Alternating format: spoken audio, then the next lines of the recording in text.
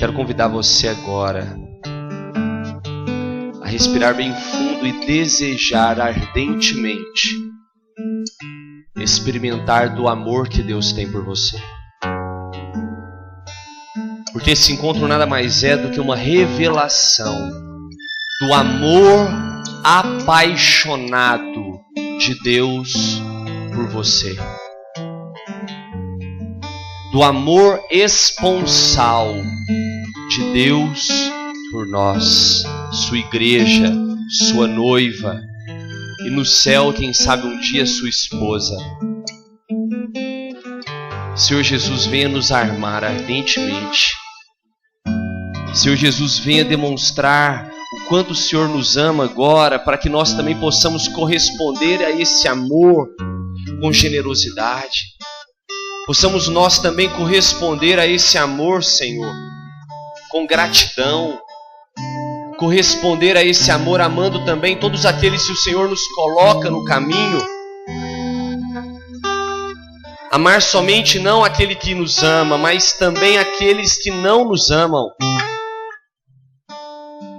O Senhor nos chama a amar, mas nós não queremos amar com amor qualquer, com amor mundano. Nós queremos amar com o mesmo amor que o Senhor nos ama.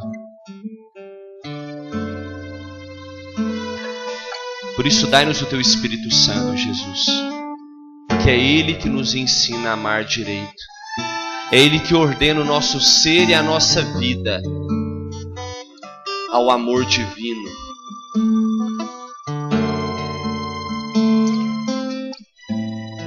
Eu convido você a dizer agora: obrigado, Jesus, por me amar. Mesmo sem merecer, obrigado, Jesus, por me amar. Obrigado por se entregar por mim, Jesus. Obrigado porque o seu amor me completa, me dá força, dá sentido à minha vida. Obrigado. Obrigado, Jesus. Obrigado.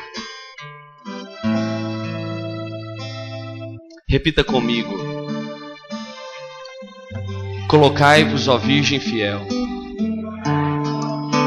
como selo sobre o meu coração, para que em vós e por vós seja eu achado fiel a Deus. São João Paulo II, rogai por nós. Amém. Boa tarde a todos. Com muita alegria que nós estamos aqui no 4º retiro de volta ao princípio. Eu gostaria de, rapidamente, antes até de me apresentar, de dizer que esse retiro, sem dúvida nenhuma, é um sonho de Deus. E um sonho de Deus que agora alcança não só quem é de Divinópolis, mas muitos, inclusive, que estão aqui não são. Porque Deus, sem dúvida alguma, tem para missão Maria de Nazaré a missão de propagar a teologia do corpo do Papa João Paulo II, que vai dizer, inclusive, os biógrafos de João Paulo II, que futuramente será conhecida como a maior obra desse santo Papa. Tem muitos que dizem que o maior feito de João Paulo II foi ter derrubado o comunismo na Europa. Mas muitos dizem que não, que o maior feito desse homem santo foi ter criado, foi ter falado sobre o amor através da teologia do corpo. E nós estamos longe de compreendê-la totalmente. Longe. Mas essas 129 catequeses que foram ministradas por ele nas quartas-feiras de 1979 a 1984, que nós estamos estudando aqui nesse final de semana, e são 129, não queira você saber de tudo só nesses dias, mas nós estamos aqui aprendendo um pouco de tudo aquilo que aquele homem quis nos ensinar. Então eu queria dizer para você que isso é um sonho de Deus, porque como, Valdo, você foi conhecer teologia do corpo? Ah, será que foi por causa da teologia do corpo que acabou de você foi fazer psicologia? Nossa, quem me dera ter conhecido a teologia do corpo enquanto eu fazia psicologia. Acho que o meu curso teria sido muito diferente. E muitos dos meus colegas de sala de aula iam saber quem é esse homem, João Paulo II. Eu ia falar disso lá na sala de aula, porque a psicologia diz muito da afetividade, da sexualidade. Tem muitas teorias, a própria psicanálise e tantas outras que querem refletir sobre tudo isso, mas ninguém soube falar tão bem sobre os mistérios da sexualidade e da afetividade como João Paulo II. Eu conheci, foi participando de um curso aqui em Divinópolis sobre o método de ovulação bilis. No ano que eu ia casar, ou melhor, o ano que eu casei, fui conhecer esse método e chamaram o nosso atual bispo naquele ano, que é Dom Tarciso, para poder falar sobre a Humana Vitae. Alguém falou sobre a Humana Vitae aqui? Ninguém falou da Humana Vitae? É porque sobrou para mim mesmo, é para mim mesmo. O tema tem a ver com isso. E ele foi falar da Humana Vitae, e por graça de Deus, ele, ao invés de falar da Humana Vitae, ele falou de teologia do corpo. Por quê? Porque no final das catequeses, das 129, se eu não me engano, as 18 últimas, ou as 16 últimas, falam sobre a Humana Vitae, que significa, em latim, significa a vida humana, e foi escrita em 68 pelo Papa Paulo VI. Papa anterior a ele. O Papa anterior a João Paulo II foi João Paulo I, mas foram poucos dias. Anterior a eles, Papa Paulo VI, que encerrou o Concílio Vaticano II. E aí ele falou teologia do corpo, eu nunca tinha ouvido falar sobre esse negócio. E eu fiquei apaixonado do jeito que ele falava. Muita gente não entendeu, eu mesmo não entendi quase nada, porque era difícil, ele falou 1 hora falou sobre o negócio. Mas ele entregou para nós um roteiro de estudo. 2 meses depois, eu fiquei sabendo de um retiro que aconteceria em Barretos. É até engraçada essa história. Porque aconteceu em Barretos um retiro, eu não era da comunidade ainda, eu fazia parte da renovação carismática do Ministério Jovem, e o Ministério Jovem de São Paulo promoveria um fórum estadual sobre a teologia do corpo. Estadual, nem tinha a ver com Minas. Mas aí eu falei, quer saber do negócio, eu vou. Mas como é que eu vou? Não tem dinheiro. Aí tinha eu e mais 2, um amigo de Santo Antônio do Monte e mais um amigo lá de Teófilo Otoni. E a gente queria ir nesse encontro. E aí, sabe como é que eu fiz para ir nesse encontro, gente? Sem dinheiro, sabe como é que eu fiz? Olha para você ver se é de Deus, se não é. Coincidiu com a época que os meus pais iam comemorar aniversário de casamento. E eu convenci meu pai e minha mãe a comemorar o aniversário de casamento deles em Barretos. Sério, cara. E eles foram lá para um hotel lá em Barretos, lá, para agradar, né? E a gente acabou indo de quinta, eu acho que foi sexta a domingo, nesse retiro que para mim foi o melhor retiro que eu já fiz em toda a minha vida. Porque mudou minha vida completamente. Não só pelo conteúdo, mas porque eu entendi um pouco por que eu existo até. Eu preciso falar desse negócio para o mundo inteiro. Eu preciso falar disso. Hoje até a internet nos possibilita isso, falar para todo lado. Porque é muito pouco conhecido. Eu lembro que eu participei desse encontro, foi maravilhoso. E aí, no mesmo ano, acho que foi no mesmo ano, eu chamei o Eduardo. Falei assim, Edu, nós precisamos trazer... Eu não era da comunidade ainda. Precisamos trazer esse encontro para Divinópolis. E você tem tudo a ver com vocês. Porque é João Paulo II. Na mesma hora o Eduardo abraçou, não conhecia tanto ainda, né, mas abraçou. E a gente convidou o Tiba e a Deia para poder falar sobre o assunto. E eles falaram para nós 3 anos seguidos. Então nesse quarto a gente até falou, não vamos trazer de novo, porque vamos trazer gente nova, e por isso nós convidamos o professor Felipe Neri, que sem dúvida nenhuma acrescentou muito a esse conteúdo. Nós fizemos também um encontro em Santo Antônio do Monte nesse período. Eu e o Du fomos lá pregar. Mas ao Du coube, ontem, fazer meio que uma introdução do conteúdo. Que inclusive nos outros encontros até eu fazia, eu que combinei com ele a gente inverter. E esse ano coube a mim fazer a conclusão. Então quando eu estava aqui eu pensava, o tema que nós vamos partilhar é sobre abertura à vida, família, né? Tem tudo a ver com a teologia do corpo. Mas eu tive essa preocupação, falei, não, eu preciso também concluir, eu preciso fechar, porque é uma coisa que a gente precisa entender. A teologia do corpo do Papa João Paulo II, ela tem começo, meio e fim. Ela é um conteúdo que o Papa terminou, entende? Então, concluir não significa explicar tudo, mas concluir significa ir até onde o Papa foi, entende? Obviamente, esse retiro só tem um propósito: despertar no seu coração a vontade de conhecer mais. Porque ninguém vai sair daqui falando que sabe tudo. Nem nós, que estamos há 4 anos fazendo esse encontro, sabemos tudo. Estamos longe disso. Bom, mas agora eu queria me apresentar então, né? Para quem não conhece, meu nome é Valdo. Eu faço parte da comunidade Missão Maria de Nazaré. Sou casado com a Ângela, tenho 28 anos. Sou psicólogo por formação, missionário por vocação. E tenho a teologia do corpo como uma grande, assim, uma grande alegria da minha vida, né? Porque eu descobri que Deus me chama a falar sobre sexo. Eu descobri isso, cara. Porque para todo lado que eu vou, o povo me chama para falar de sexo. É impressionante. Às vezes a gente pode pensar, não, será que eles acham que eu conheço demais do assunto? Né? Não é não, viu? Não é não. Mas é porque, acredito que ser psicólogo também dá uma certa credibilidade. E acredito também que ser Missão Maria de Nazaré tem tudo a ver, porque o nosso carisma, o pessoal perguntava, o nosso carisma é gerar vida. Gerar tem tudo a ver com sexo ou não? Você acha que você nasceu da semente? Não foi, né? Tem tudo a ver. Só que eu ouvi uma vez o que deu todo sentido a isso, quando Christopher West, que hoje no mundo é o cara que mais fala de teologia do corpo no mundo, ele é um americano, ele disse uma coisa fantástica, e inclusive está no livro dele, Teologia do Corpo a Principiantes. Esse aqui, ó. Vou fazer a propaganda aqui, ó. Esse livro maravilhoso aqui, que é dele. Ele tem um outro também que chama Teologia do Corpo Explicada. Mas lê esse aqui primeiro, viu, gente? Depois eu ler o outro, calma, tá? Vai devagarzinho, lê esse aqui que é para principiantes, somos nós. E ele diz uma coisa no livro que é fantástica, ele diz assim, ele diz duas coisas que me marcam muito. Ele diz, primeiro, se você quer saber o que no mundo há de mais valioso, é só você observar o que no mundo tem sido mais violentamente profanado, mais atacado. E não existe nada no mundo que é mais atacado do que o sexo ou do que a família. Você tem alguma dúvida disso?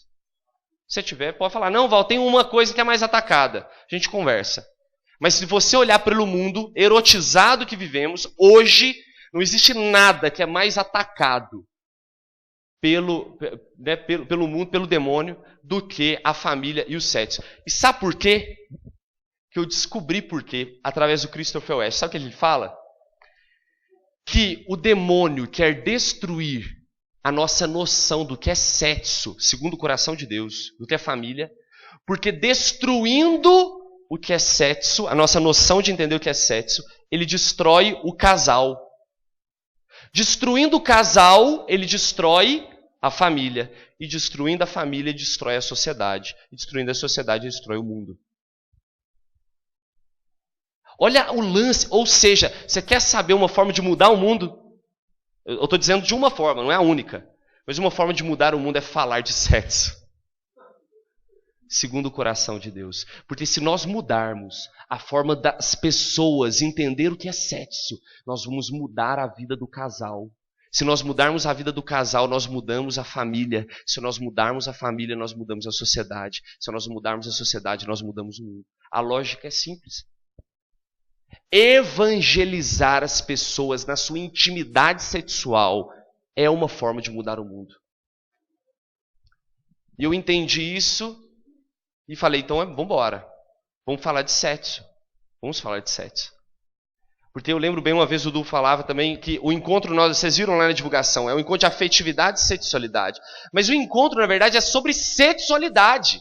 A gente coloca a afetividade para dar um tom mais. Entendeu? Imagina, encontro de sexualidade. Fica bem pesado, né? Então a gente coloca afetividade, isso, mas a afetividade está dentro da dinâmica da sexualidade. A sexualidade, gente, não é o que se faz, mas é quem nós somos. Sexualidade não é um ato sexual puramente, mas é a nossa identidade. É ser homem, ser mulher. E isso João Paulo II fala, para nós entendermos qual o plano de Deus para a nossa sexualidade.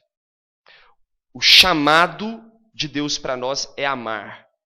Só que a nossa sexualidade é o instrumento para amarmos. Nós não somos anjos, nós temos corpo. Como nós amamos, nós seres humanos? Através do nosso corpo. Ah, Valdo, fazendo sexo? Não, somente, né? Não somente. Mas eu amo também num abraço. Eu amo também numa atitude de caridade, não é assim? E como eu faço tudo isso? Eu faço pela via do corpo. Pela minha sexualidade. A sexualidade é um instrumento que Deus nos deu para vivermos o sentido da nossa vida, que é amar. E nós, o que nós fazemos com a nossa sexualidade? Nós a banalizamos. Nós vivemos como a Rita Lee cantava há pouco tempo. Amor é cristão, sexo é pagão. Como se o sexo fosse algo do capeta.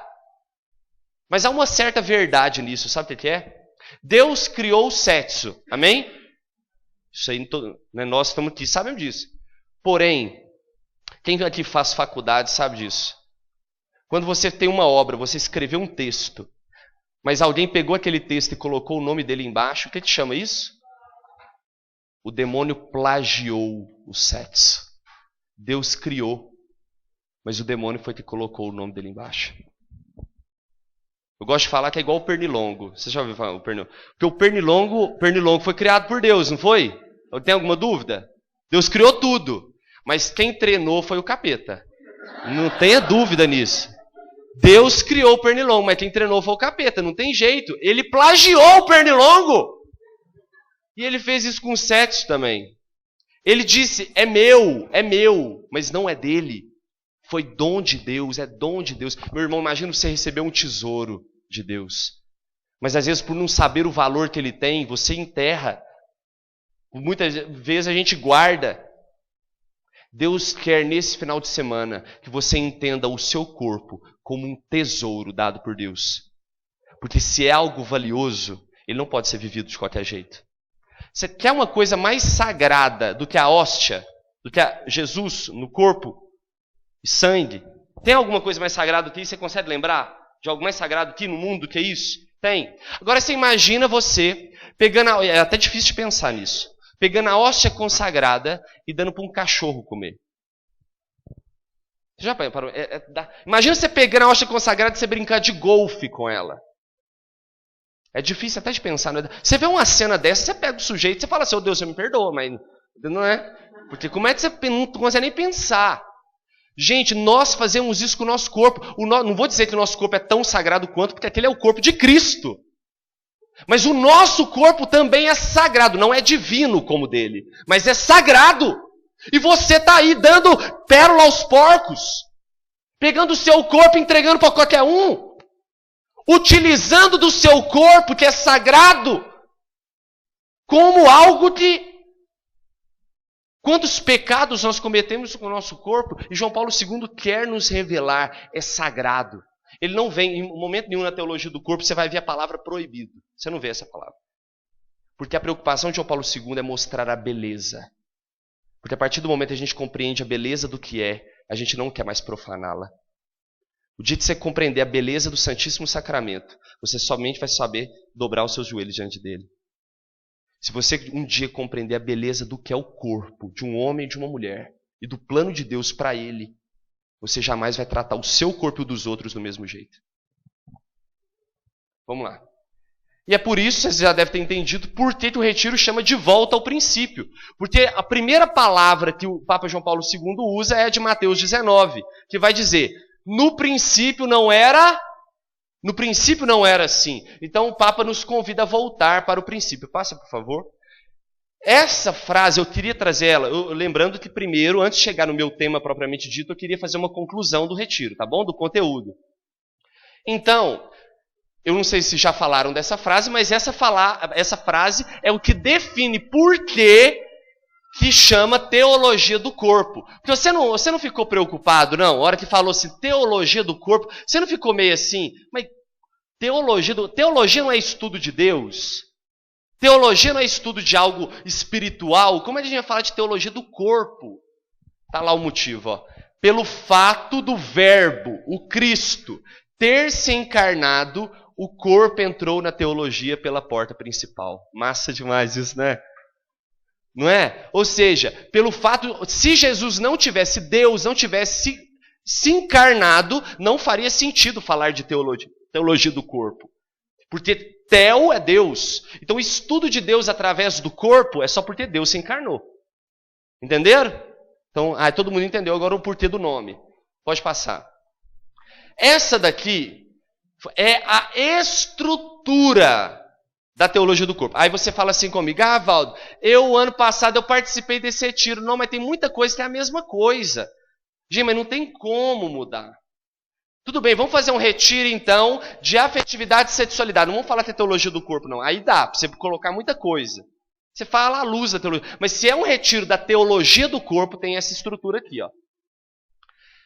Isso aqui foi ontem, vocês estão lembrados? É a primeira parte. Essa aqui, tem gente que divide a teologia do corpo em duas partes. Eu gosto mais dessa, eu vou explicar por quê. Divide em 3 partes. A primeira são as palavras de Cristo, porque a teologia do corpo ela é bíblica. E eu tenho uma suspeita disso. Eu acredito que João Paulo II fez um conteúdo bíblico para alcançar também os evangélicos. Porque tem pouco do magistério. É Bíblia, é Bíblia. Ele pega a Bíblia e explica o corpo através da palavra. Então, a primeira parte foi a primeira pregação do Eduardo. Cristo se refere ao princípio, ao homem original. A segunda, Cristo se refere ao coração humano, é o homem histórico. E depois, Cristo se refere à ressurreição, que é o homem escatológico. O nome é difícil, mas é fácil. Escatologia é o fim dos tempos. Então, o corpo glorioso, entende? Primeira parte. Segunda parte, sacramento, que nós ouvimos muito hoje, dimensão da aliança, da graça, dimensão do sinal, e a pregação de agora, que tem a ver com a lei da vida como herança, e também um pouco das reflexões acerca da humana vitae. Não vai dar para a gente aprofundar muito, mesmo porque se você sentir um gostinho de quero mais, daqui 2 finais de semana tem um retiro. Entendeu? O pessoal de Lagoa da Prata, cadê o pessoal de Lagoa da Prata aqui? Vocês lembram o que eu fiz, né, até a pregação? Eu deixei vocês tudo com gostinho de quero mais. Vocês vieram? Eles me deixaram no final, não foi à toa também não, viu? Vocês vão ficar com gostinho de quero mais e vão vir daqui 2 finais de semana no retiro. Então, o final, reflexões acerca da humana vitae. Então, vamos lá. Pode passar. A primeira parte, para a gente poder entender, gente, eu gosto demais disso, vocês vão entender por quê, porque isso explica muita coisa. Então a primeira parte, o princípio é antes do pecado original e a consequência do pecado em nós. Histórico, o momento atual em que nossa natureza está doente. E o escatológico, o casamento de Cristo com a igreja e como será o nosso corpo na vida eterna. Você entendeu tudo aqui? Fala assim. Falei rápido, né? Mas eu falei rápido porque uma imagem vale mais do que 1000 palavras, não é verdade? Olha lá, quer ver? Passa aqui. Eu gosto demais desse gráfico, ele é top demais. Ele explica perfeitamente a primeira parte das catequeses. Olha que maravilha, olha lá, ó. Vamos lá. Primeiro ponto lá, criação. Olha lá, ó. Deus está lá, ó, nas alturas, ó. Criação. Só que aí é a humanidade original. Humanidade criada por Deus, sem pecado. Aí o que aconteceu? Eu falo que a hora que eu chegar no céu, a primeira coisa que eu vou fazer, eu vou procurar Adão e Eva. Trocar ideia com eles. Se você estiver lá, deve estar, né? Não sei, né? Não vai saber, né? Só Deus. Mas é fácil procurar para Adão e Eva. Sabe como é que você faz? Quem não tiver umbigo. Entendeu? Os únicos dois, se não tiver umbigo, é Adão e Eva. Não é verdade? Ou não? Você não entendeu, não? Depois eu explico. Aqui, ó.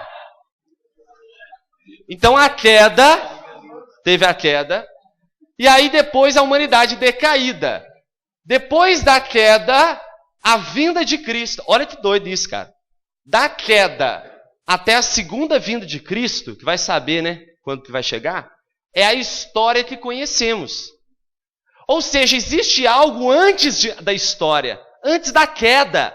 E é justamente isso que João Paulo II provoca em nós, gente. Existe um homem original antes do pecado, que foi sonhado por Deus.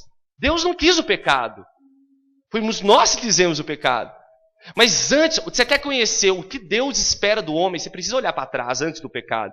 Então aqui, a vinda de Cristo, olha lá, ó, humanidade redimida.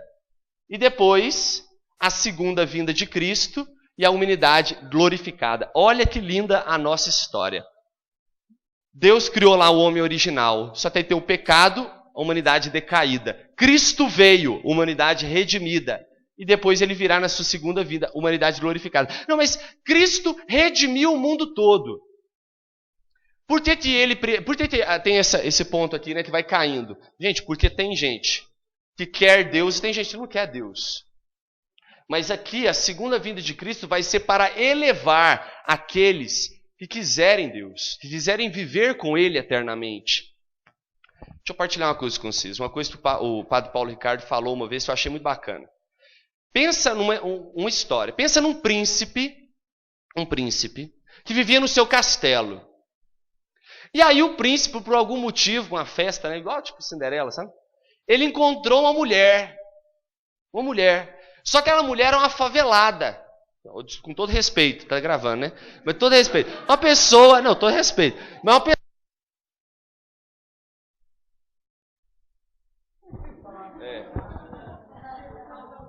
Gostaram não? Ó. Esse aqui tá melhor mesmo. Mas imagina uma pessoa aquela pessoa excluída, que não, né, que não quer saber de nada, a pessoa que vive um mundinho inferior. O príncipe apaixonou por ela. Apaixonou, ficou apaixonado. E manda mensagens de amor para ela. Só que ela não dá bola. É loucura, né? É loucura. O príncipe tá afim de você não dá bola, cara. Mesmo que ele não seja lá, entendeu? Mas é o príncipe, entendeu? Mas aí ela não dá bola. Ela vai morar no castelo? Vai ou não? Por que ela não vai morar no castelo? Porque ela não correspondeu ao amor do príncipe. Você quer morar com Deus no castelo dele? Você tem que corresponder ao amor dele. Ele te ama. Ele te ama. Perdidamente. Ele é apaixonado por você. Manda carta de amor direto. Aqui, ó, fizeram até uma junção das cartas de amor. Chama de Bíblia. Ele fez juntar as cartas de amor apaixonadas por Deus, e ele está aqui. Só que se você não corresponder ao amor dele, meu querido, ele não vai te amarrar e levar para o castelo. Isso é sequestro, né? Não é para isso. Então, tem que corresponder. É por isso que nós estamos aqui. Pode passar. Isso aqui explica muito a primeira parte. Ô, gente, vocês entenderam que ali é a história da nossa vida? É a nossa história, a história da humanidade. Por que nós existimos? Para corresponder a esse amor. Gente, vocês acham mesmo, falando sério, olha para cá. Vocês acham mesmo que Deus Todo-Poderoso, maravilhoso, o que Ele tem para você é essa vidinha aqui? O que Ele tem para você é isso aqui, é esse vale de lágrimas? Isso aqui vai passar. O que Deus tem para nós é algo eterno, maravilhoso. Esse dia para trás no Evangelho estava dizendo a palavra. É o centuplo, é essa palavra mesmo, né? É 100 vezes mais o que Deus tem para nós. Então nós precisamos entender que a maravilha que Deus tem para nós é para além dessa vida. Nós podemos ter momentos de céu aqui, mas é só um sinal das maravilhas que nós vamos viver na eternidade. Então às vezes a gente acha que é isso aqui, vou aproveitar ao máximo, né? A palavra de Deus é muito clara. Quem não quer perder essa vida aqui vai perder lá. Eu gosto muito, falei no grupo de oração esses dias para trás, uma frase que eu gostei muito de mandar para mim no WhatsApp. Diz assim: Cristo morreu não foi para você ter vida boa. Cristo morreu para você ter vida eterna. Ele morreu para você ter vida eterna. Para você viver um casamento eterno com Ele, uma comunhão eterna com Ele. Isso é o que Deus tem para nós. Sim? Sim. Uhum. O que é o inferno? Uma vez perguntaram para mim assim, vou responder a sua pergunta. Uma vez perguntaram para mim assim: Walter, se Deus é tão bom, maravilhoso, grandioso, por que o inferno existe? É uma pergunta boa, né? Por que o inferno existe? Aí eu respondi: o inferno existe porque nós somos livres. O inferno existe porque nós somos livres. Ou seja, você é livre para morar no castelo ou não. Você é livre para querer Deus ou não. O que é o inferno, afinal de contas? O inferno é estar condenado eternamente a viver longe de Deus. Se Deus é bondoso, não consigo pensar em outra coisa a não ser ruindade para o inferno.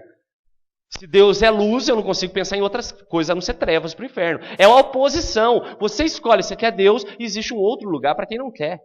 Porque você é livre. Mas não posso dizer que é aqui. Aqui, na verdade, é o mundo que Deus nos deu justamente para que nós entendamos. Vivendo aqui, para que eu consiga aqui mostrar para Deus, ou viver com Deus, de modo a dizer para Ele que eu quero viver eternamente com Ele. Imagine alguém que vive essa vida aqui sem querer saber de Deus. O que ele vai fazer no céu? Entende?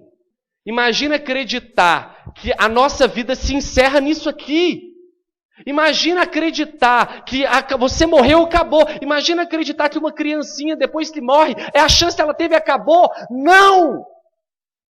Não! Existe algo eterno para nós. Eterno para nós. E o que é o purgatório, já que você falou do inferno? Para aqueles que morrem sem estar em plena comunhão com Deus. É preciso se purificar. Pense você vai hoje morrer com a cabeça toda cheia de bagunça que você tem. ir para o céu direto? Não é assim. Tem que purificar. Entende? Sim. Sim.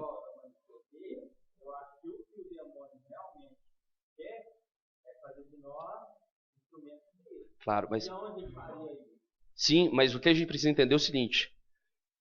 As guerras, a maldade, tudo isso que acontece, né? A gente precisa entender o seguinte. Se nós estamos numa guerra, e essa guerra que não é a que você está falando, é a guerra espiritual, a gente precisa entender o seguinte. Nós estamos lutando para vencer? Não. Por quê? Porque Jesus Cristo já venceu a guerra. Ele já venceu. Naquela cruz lá que eu mostrei. Ele já venceu. O que é a nossa batalha, então? A nossa batalha é para permanecer do lado dos vitoriosos. O que o demônio quer? Nos levar para o lado dos derrotados. Cristo já venceu na cruz.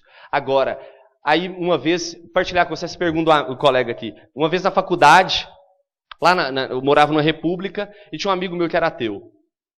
E ele me levou para ver um filme. E um filme de guerra. Sabe aquelas guerras civis que tem na África? Que é coisa de louco, mata criança, que é coisa absurda. E aí a hora que terminou de ver o filme, aquelas atrocidades. O filme não teve muito final feliz, não. A hora que acabou o filme, ele virou para mim e falou assim, e aí, Valdo? Onde que o seu Deus estava quando tudo isso aconteceu? Eu descobri, ele armou uma emboscada para mim. Foi uma emboscada, não foi? Mostrou o filme lá, falou, e aí, onde o seu Deus estava? Eu falei com ele assim, a pergunta não é essa, meu irmão. A pergunta é onde você estava, porque os braços que Deus tem são os seus. As pernas que Deus tem são as suas. O coração para amar, que Deus quer amar o mundo, é o seu. Gente, a gente fica, por que Deus não faz? Gente, Deus já veio! Entendeu? Ele já veio! Ele vai vir de novo só para acabar com tudo. Ele traz você, ele quer você. Ele veio para te ensinar como é que tem que fazer. Quem tem que ir lá amar é você. É lógico, você não precisa ir lá na África acabar com a guerra. Calma, desce daí. Entendeu? Mas às vezes tem uma guerra dentro da sua família. Às vezes tem uma guerra lá dentro da sua faculdade. Deus quer que nós sejamos cristãos, ou seja, como Ele, no nosso mundo. Acabando com toda essa atrocidade que você falou, gente. Ah, esse mundo é um inferno. Ah, deixa então esse acabar. Não. Não. Porque a nossa luta também não é pelo mundo simplesmente, mas pelas almas. Por que nós estamos fazendo esse retiro aqui? Para você ir para o céu, meu filho. Só para isso. É para você ir para o céu. Só. Não é para fazer bonito para ninguém. É para você ir para o céu. Agora tem uma coisa. Se você não quiser, beleza. Vamos embora. Se você não quiser, meu filho. É livre, né? Não? Beleza, vamos voltar aqui, senão não acaba. Então, corresponde a... Essa aqui é a segunda parte. Que, essas duas primeiras... O professor falou, e também o Eduardo, lá, a hora que separou, também falou. A aliança é o que? Diz da opção pelo celibato e da vida consagrada ao Senhor como prefiguração. E do sinal que se refere ao matrimônio como um sinal, uma seta, que aponta para o casamento celeste. Nós vamos falar um pouco aqui sobre família. Eu queria dizer uma coisa para você. Você ouviu muito falar sobre celibato, não ouviu? Padre, não sei o quê. Você ouviu falar, por exemplo, eu estava lá e ouvi também, sobre a fecundidade que há no celibato, não é verdade? Ou seja, o padre também pode ser pai. Uma irmã de caridade pode ser mãe. Por quê? Porque existe uma fecundidade espiritual no celibato. Ok, isso aí beleza. Maravilha, maravilha. Então nós vamos agora... Esse é mais ou menos o resumo daquilo que nós... A primeira parte, volta na primeira parte, eu não vou ler não, prometo, volta, isso. Então, essa primeira parte... Ela quer responder para nós uma coisa. Qual o sentido da sua vida? É essa pergunta que essa primeira parte quer responder. Agora vai para a segunda parte. A segunda parte, ela quer responder a seguinte pergunta. Se o sentido da sua vida é amar, que é a resposta da primeira, como você deve viver a sua vida? Celibato, matrimônio. E aqui... A lei da vida e o amor pela fecundidade, que nós vamos partilhar um pouco aqui. Passa, por favor. Essa frase de João Paulo II, para mim, é a mais linda de todas. Quem quiser anotar, essa aqui vale a pena. É necessário preparar os jovens para o matrimônio. É necessário ensinar-lhes o amor. O amor não é coisa que se estude. Todavia, não há nada que seja mais necessário aprender. Nossa, isso é lindo demais, não é? Gente, o sentido da nossa vida está em amar. É isso que Jesus ensinou quando ele resumiu toda a lei e os profetas. Ama a Deus, ama o próximo. Então, se o sentido da nossa vida está em amar, nós precisamos descobrir como. Eu vou amar entregando como prefiguração, me entregando totalmente a Cristo pelo celibato, ou vou me amar através de uma união, um casamento. Agora, nos dois, saibam de uma coisa. Você só será feliz se mais do que amar essa menina que está aí do seu lado, ou esse rapaz que está aí do seu lado, ou se não estiver do lado, né? Reza que vai estar um dia, tá? Você só será capaz de amar direito se você entender que maior do que o amor que vocês têm um pelo outro tem que ser o amor que vocês têm por Jesus. Gente, só vai dar certo se você amar mais Jesus do que ela, viu? Só vai dar certo se você amar mais Jesus do que ele. Só. Eu não esqueço uma vez na faculdade também, uma menina virou para mim e falou assim: Valdo, você não trai a sua namorada, não? A Ângela namorava comigo. E aí falou assim, mas aí eu falei, não, né? Aí falou assim, mas por que ela nunca vai ficar sabendo? E provavelmente nunca ia ficar sabendo mesmo, outra cidade e tudo mais. Mas aí a resposta que eu dei foi a seguinte, mas Jesus vai ficar sabendo. Gente, se eu amo mais a Jesus do que a minha esposa, é impossível ser infiel. Porque mesmo que ela não veja, ele vê tudo. Entende? O amor a Cristo precisa ser superior. E a mesma coisa é o amor do padre ou do religioso. Tem que ser maior do que o amor que ele tem pela igreja, pelo povo. O amor a Jesus. Eu queria agora, pode ir lá naquele vídeo, eu vou fazer uma explicação desse vídeo primeiro, porque nós vamos falar de família, tá bom? Esse vídeo é do Clodovil aí, dá um pause. Eu não sei como é que tá o áudio, dá uma pausa aí. Eu não sei como é que tá o áudio, que é um vídeo provavelmente gravado em celular. Calma, porque às vezes você fala assim, nossa, Val, que isso? Você está passando esse vídeo? Nada a ver, vídeo da parada gay, como é isso? Mas presta atenção nesse vídeo. O Clodovil, para quem não sabe, foi um homossexual assumido, e ele foi chamado a dar uma palavrinha como deputado federal na parada gay. Gente, eu queria explicar isso, porque eu imagino que pouco foi falado também sobre homossexualidade, imagino. Mas eu acho importante tocar nesse assunto, porque nós precisamos entender, porque às vezes chega na nossa cabeça, então aquele que é homossexual, ele tem que ser padre, ou ele tem que ser religioso. Não, tem que viver, se ele descobriu a vida celibatária. Que nós estamos explicando aqui o que é. Agora, nós precisamos entender o seguinte, que existe pessoas que às vezes se dizem homossexual, mas existem outras pessoas que são militantes, que querem destruir a família por causa de uma cultura. Gente, o Clodovil faleceu há pouco tempo, não sei quanto tempo, mas ali, né, sempre foi, se você procurar Clodovil na internet, você vai ver várias fotos dele mesmo como homossexual e etc. Só que essa palavra dele ali, eu acho que ela é muito importante para a gente entender algumas coisas. Primeiro, existe um movimento para se destruir a família. Entenda isso, não sejamos ingênuos. Existe um movimento para se destruir a forma como nós entendemos a família. Por que, por exemplo, existem fundações que investem dinheiro nos países dizendo assim, ou você aprova o casamento homossexual, ou você aprova o aborto, ou nós não vamos dar dinheiro para o seu país. Isso acontece. Inclusive aqui, o Papa Francisco condena esse tipo de ação das grandes fundações. O que acontece? Nós precisamos entender com quem lutamos. Existe uma cultura de morte que quer colocar na nossa cabeça, porque uma união entre homossexuais não gera vida, correto? Não gera vida. O aborto, por exemplo, é destruir a vida que já aconteceu. Então existe uma tentativa de se destruir a vida. Eu queria posicionar algumas coisas para a gente poder falar de família em relação à questão da homossexualidade, porque a gente não pode passar um retiro católico de afetividade e sexualidade sem tocar nesse assunto que hoje é tão importante, embora seja polêmico. Mas é importante se posicionar qual é a opinião da igreja sobre isso.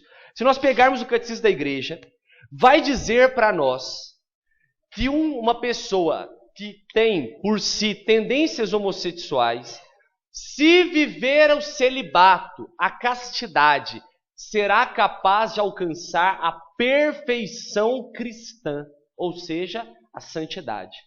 Se uma pessoa, ali, né, ele falou uma coisa muito interessante. Eu não constituí família porque eu não queria enganar mulher nenhuma. Porque quantos homens se casam, mas, né, e enganam a mulher, eu quero esconder, né? Isso não é o correto. Se a pessoa tem alguma tendência nesse sentido, a igreja chama ao celibato. A igreja chama a viver a castidade. É óbvio que é um desafio, mas esse é o chamado por ter, gente, porque nós não nascemos para esse mundo, mas para a vida eterna. Então nós precisamos compreender isso também. Outra coisa importante que ali, o vídeo, né, do Clodovil, ele fala também, que todo mundo nasceu de uma família de heterossexual. Por que condenar, por que falar mal, por que degrinir, por que querer destruir a família se eu vim dela? Então, nós precisamos entender isso. Existe um movimento para destruir as famílias. E por fim, eu queria só dizer uma coisa também importante, que muitas vezes, às vezes a gente acaba se confundindo. Quando a gente vai orientar alguém que tem essas tendências, seja uma mulher ou um homem, nós precisamos colocar para as pessoas com clareza o seguinte. Primeiro, o que de fato existe é o homem e a mulher. Qualquer tipo de inclinação fora da ordem natural, fora de um relacionamento entre homem e mulher que gera vida, que foi criado para isso, é algo que tem que ser colocado diante de Deus como uma tendência que é desordenada. Se a pessoa tem uma tendência desordenada, o que é necessário para ela? Ordená-la. Agora, gente, não é só o homossexual que tem tendência desordenada. E aquele homem que é casado e não consegue ficar sem trair a esposa? E aquele rapaz que ele não consegue ficar com uma mulher só, ele tem que ficar com várias? Isso também é desordem. Isso também é desordem. O problema é que a gente pega a homossexualidade e coloca no patamar como o pior dos pecados, e não é isso. Nós precisamos entender que nós também, todos aqui, em algum aspecto, somos pecadores sexuais. Tem pessoas que às vezes têm uma tendência homossexual, mas tem pessoas que têm tendência ao adultério. E o que fazer? Ordenar no amor. Se o sentido da vida é amar, precisa ordenar no amor. Aí você fala assim, Valdo, mas beleza, o homossexual ama o outro homem. Ele ama também. Mas a intimidade sexual deve ser vivida entre um homem e uma mulher. Vou dar um exemplo bacana para você entender. Muita gente fala de casamento homossexual, mas não entende o sentido espiritual do casamento. Quando o homem vai se casar com uma mulher, é semelhante, vamos usar uma analogia aqui, a quando você vai na missa e vai lá consagrar o corpo e o sangue de Cristo. Quais são os dois elementos que precisam ter na missa para acontecer a missa, para ter a Eucaristia? O que precisa ter? Pão e vinho, não é verdade? Se você for na missa e só tiver pão, tem missa? Se só tiver vinho, tem missa? Aí fala assim, Valdo, eu só comungo pão, mas a igreja entende que não tem corpo sem sangue. Quando você comunga só o pão, você está comungando o corpo e o sangue de Jesus. Em uma espécie, mas o corpo e o sangue. Beleza. Agora, quando você vai no casamento, o que precisa ter para ser casamento? Não precisa nem de padre. Precisa ter o corpo de um homem e o corpo de uma mulher que se amam. Porque se tiver o corpo de dois homens, tem casamento? Não tem, porque não tem unidade. É como celebrar a Eucaristia com dois pães. A mesma coisa a mulher. Ou seja, gente, o casamento de uma união que refere à união eterna com Deus, união eterna com Deus é uma união conforme o plano original de Deus. Ele criou assim. Agora, o que é importante uma pessoa que tem às vezes na sua vida, sente essa tendência. O que é importante? Primeiro, tem gente que quer procurar a raiz. Ah, de onde que veio isso? A raiz. E, gente, as raízes são várias. São inúmeras. Porque tem aqueles que às vezes, de fato, sempre se viram com essas tendências, mas aqueles que às vezes é pela busca incessante pelo prazer. Um rapaz, se quando ia ter relação sexual com a sua namorada, ou, né, namorada não deveria, mas quando teve, ou com a esposa, tinha sexo anal com ela. Não era genital, era anal. E aí ele ficou tão viciado naquilo, que aí ele começou a procurar o prazer por homens também. Porque que diferença elemental existe um sexo anal com um homem e com a mulher? Nenhum. Então o cara ficou tão, às vezes, pela busca do prazer com a mulher, que para o homem não faz diferença nenhuma. Ou às vezes o que acontece muito nesse mundo erotizado, esses dias para trás eu estava andando na rua e encontrei dois rapazes, eu acho que eu contei isso lá em Lagoa da Prata, dois rapazes conversando num barzinho, e aí um colega estava comigo e falou assim, não sabia que fulano de tal era homossexual. Por que há uma tendência em nós de não acreditar na amizade? Por que tem muitos homens que às vezes amam o seu amigo, mas porque o mundo diz que esse amor é sexual, que esse amor é uma tendência homossexual, você acredita nisso?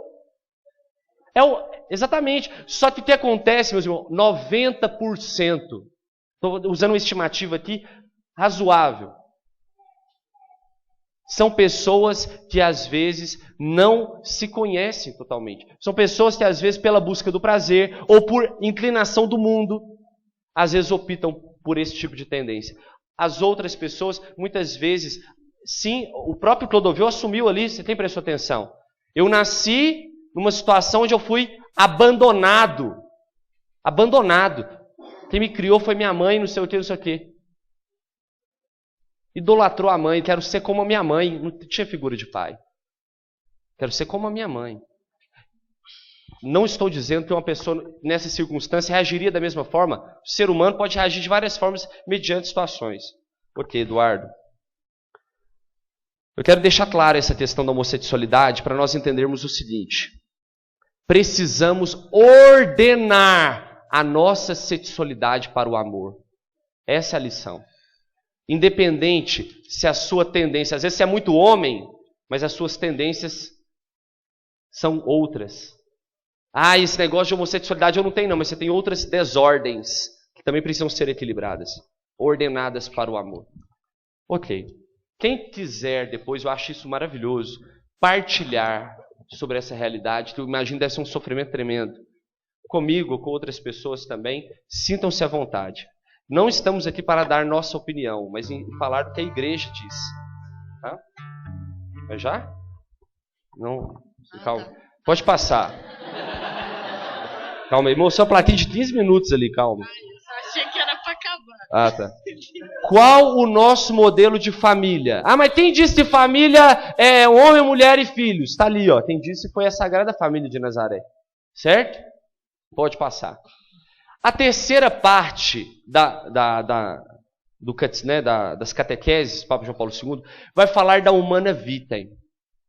E a Humana Vitae, a gente talvez ouviu falar pouco dela, mas a Humana Vitae foi a encíclica que o Papa Paulo VI escreveu, que fala justamente sobre condenando os contraceptivos, condenando o controle de natalidade. Oi? Tem lá, vendendo lá? Depois quem quiser, né? Então vamos ler, olha. Assim, depois das publicações da Humana Vitae e das discussões controversas e rupturas que causou, era necessário encontrar o caminho do verdadeiro amor. Essa encíclica, publicada em 25 de julho de 1968, deu origem a um conflito eclesial devido a alguns fatores da época. O anticoncepcional surgiu na época, cultura hippie, etc. Pode mesmo dizer-se que não houve em toda a história da Igreja uma encíclica mais controversa, contestada e criticada, ou mesmo deturpada do que a Humana Vitae. Nós estamos conhecendo a Humana Vitae agora. Humana Vitae, vida humana. Por quê? Porque muitos criticaram ela. Muitos foram contra ela. Por que a teologia do corpo, pensa comigo, a Humana Vitae foi em 68. Depois veio João Paulo I, depois João Paulo II, que se tornou Papa em 78, 10 anos depois. Mas em 79, João Paulo II já começa a falar da teologia do corpo. E termina em 84. Por quê? Porque ele viu que aquela carta do Papa não tinha sido bem entendida. Então ele começou a ensinar para, no final das suas catequeses, explicar sobre ela. Nós não podemos perder de vista isso. Que a igreja nos ensina. Papa Paulo VI tem uma frase que diz assim: a igreja é perita em humanidade. Você quer aprender sobre a humanidade, sobre o ser humano, aprenda com a igreja. Pode passar.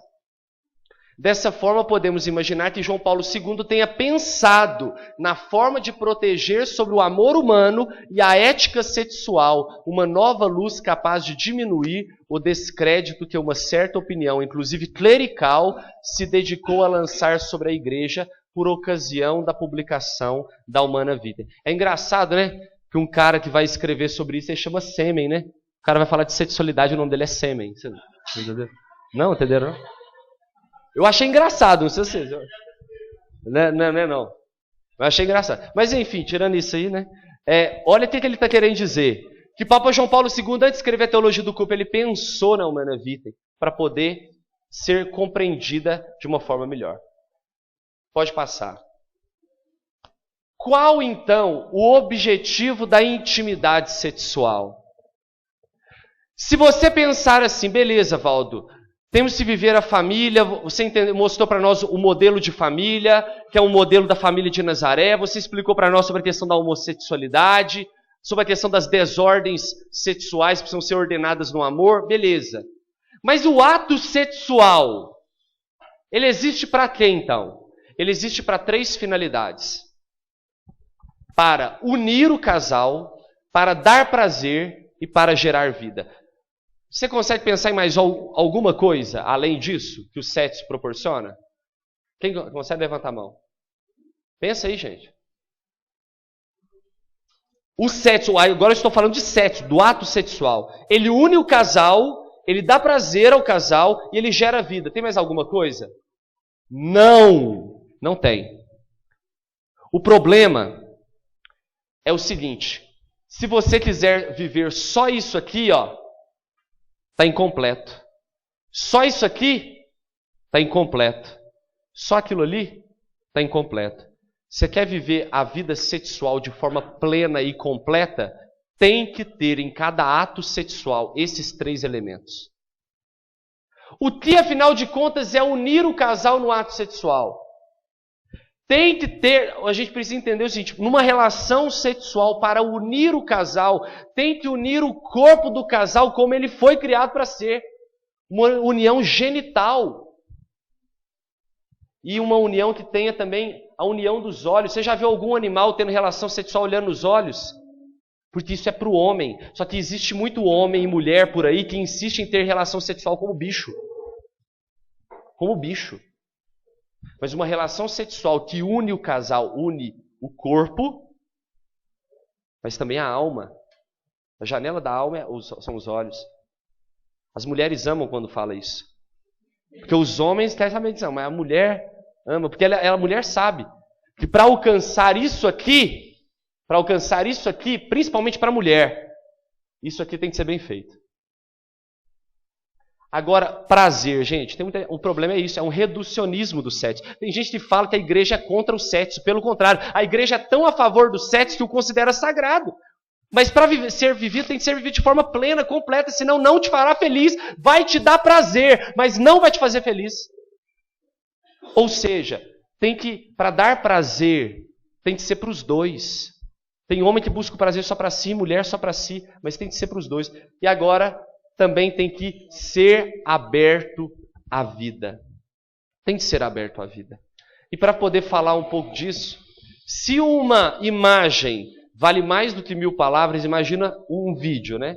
Então eu queria passar um vídeo para vocês que tem tudo a ver com gerar vida. E se você, por um acaso, calma aí, mesmo namorando, por causa desse mundo aí que quer acabar com a vida, cultura de morte, você pensa assim: nossa, eu não quero ter filhos. Filho é dívida, filho é problema da despesa, né? É porque nós somos tão egoístas que não entendemos que filho é bênção de Deus. Queria que você assistisse esse vídeo pensando nisso. Deixa ele te convencer do que é filho na sua vida. Pode passar.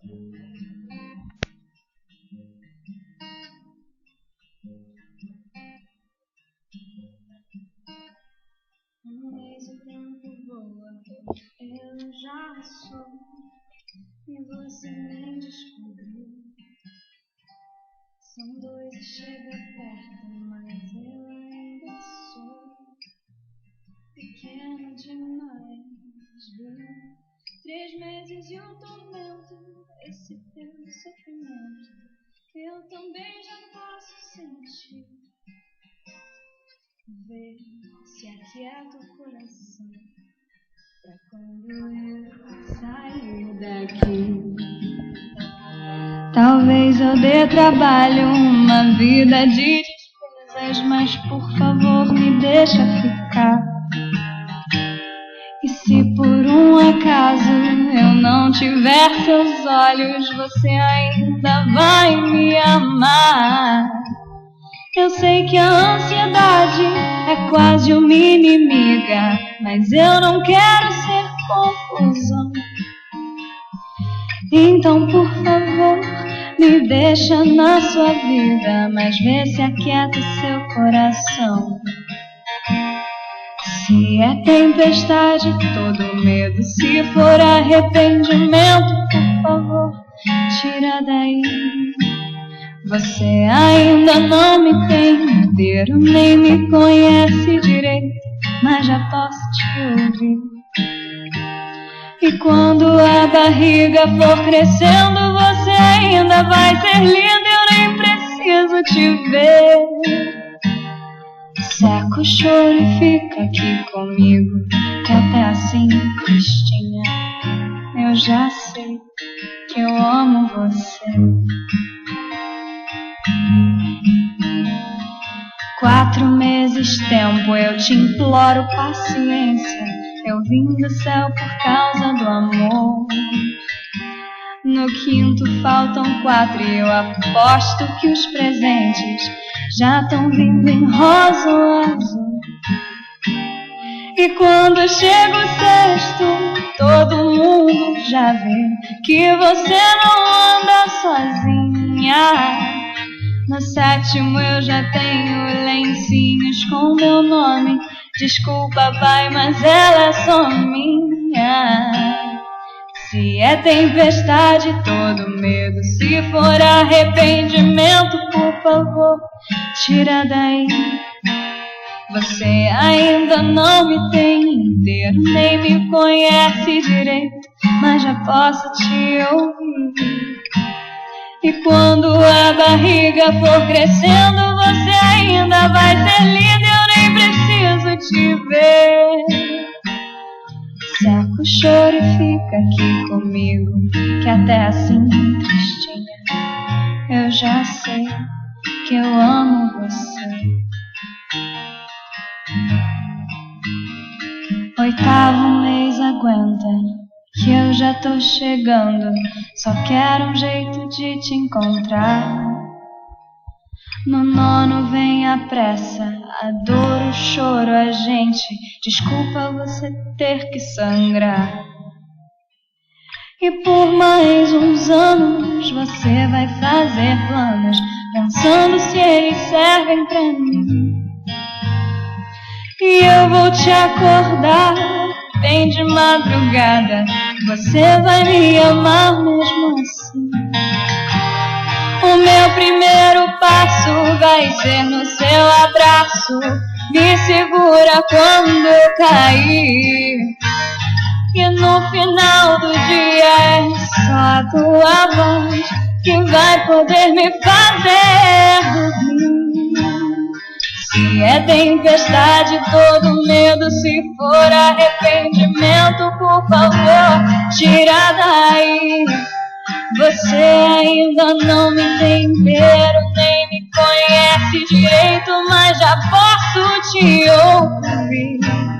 E quando a barriga for crescendo, você ainda vai ser linda, eu nem preciso te ver. Seca o choro e fica aqui comigo, que até assim, tristinho, eu já sei que eu amo você.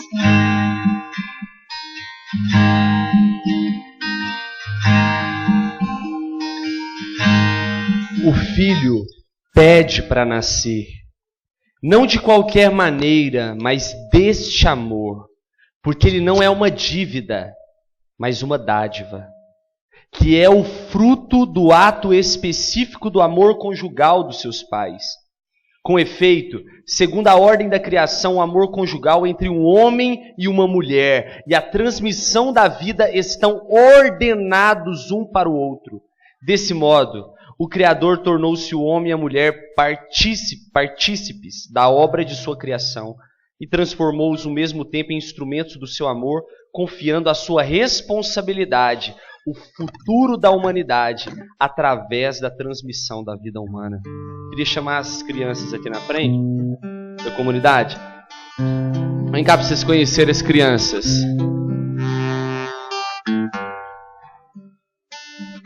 Vem cá, crianças.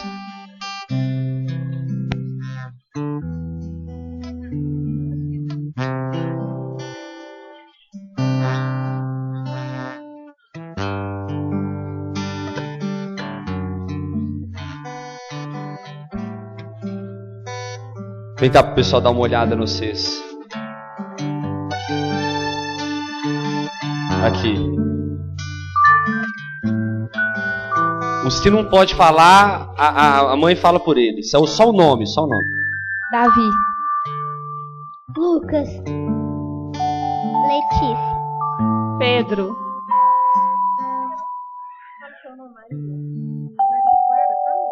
Maria Clara tá aqui. Té. Júlia. E a Júlia. Os outros. Tem a Luísa que tá dormindo. Tem o Vitor que tá em casa. Tem a Duda. Tem. Ó. O carisma da nossa comunidade é gerar e formar vida nova. Vocês estão vendo que literalmente a gente gera, né? Com a graça de Deus. E eu queria dizer, o Papa falou isso sabiamente. Mas tem pessoas, aí você fala assim, Valdo, mas então tem que ser unitivo, tem que ser prazeroso e tem que gerar vida. Mas e quem não pode gerar vida? O Papa tem uma resposta para você. Olha o que o Papa diz. Fecundidade alargada. Aos que não podem ter filhos, lembramos que o matrimônio não foi instituído só em ordem da procriação. E por isso, mesmo que faltem os filhos, tantas vezes ardentemente desejados, o matrimônio conserva o amor e indissolubilidade como comunidade e comunhão de toda a vida. Além disso, a maternidade não é uma realidade exclusivamente biológica, mas expressa-se de diversas maneiras. Gente, nós temos 2 abrigos na nossa comunidade. E nós percebemos a dificuldade que é das pessoas quererem adotar, quererem cuidar, ser pai e mãe. Hoje nós vivemos uma crise da maternidade e da paternidade. As pessoas não querem mais ser pai e mãe porque querem ser egoístas. Pensam, se eu tiver filho, eu não vou poder viajar para todo lado que eu quiser. Se eu não tiver filho, mas pense comigo, meu irmão. E se seu pai pensasse assim, onde você estaria? Esses dias para trás, o padre Paulo Ricardo estava no Rio de Janeiro e ele deu um exemplo fantástico. Eu não estava lá, mas me contaram. Pode continuar aqui, crianças. Só contar isso aqui, vocês podem ir. O padre Paulo contou assim, ó. Responda para mim, ele disse. Ele disse assim, responda para mim. Você só tem uma dessas 2 escolhas. Você preferiria, ter nascido numa família pobre, passar às vezes aperto, dificuldade, ter uma família de 5 filhos, 6 filhos, ter que dividir tudo com seus irmãos, mas ter uma família? Ou você preferiria nunca ter nascido? Responde com sinceridade. Você preferiria nascer ou não nascer? Então por que será que a gente toma tanto anticoncepcional? Por que será então que a gente insiste em querer bloquear a vida a todo custo? Por que a gente ainda passa na nossa cabeça sobre o aborto? Por que nós dizemos tantos nãos à vida? Se nós preferiríamos ter nascido que não nascer. Todas essas mães aqui, elas podem afirmar sem sombra de dúvida que a vida delas não é mais a mesma depois que aceitaram ser mãe. E a nossa vida de pais também não é. Por isso eu queria que vocês agora para a gente poder terminar com chave de ouro, vocês pudessem dar uma salva de palmas à vida. Porque nós precisamos aplaudir a vida, celebrar a vida e a coragem, porque precisa hoje ter coragem para ser pai e mãe. Pode ir lá. Obrigado, crianças. Muito obrigado. Pode continuar agora, viu, Júnior? Que agora é para terminar mesmo. Quem trouxe a palavra aí? Geralmente o pregador começa com a palavra, né? Hoje eu decidi fazer o contrário, vou terminar com ela. Abre para mim, por favor, em Oséias, no capítulo 2. Oséias, capítulo 2. Tá difícil aí? Ou pra mim também tá, eu não marquei. Vou ter marcado,